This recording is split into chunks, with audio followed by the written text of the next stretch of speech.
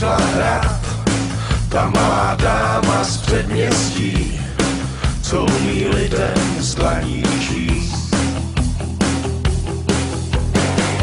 Tam kočky z rána bývají hlad, po noci plný neřestí, je pohladí a dá jim jíst.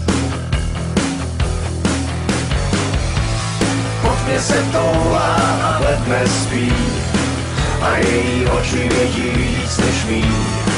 Došly mi slova, já stál tam jen, s touhle jedinou bych zemřel. Touhle bych zemřel jedinej den.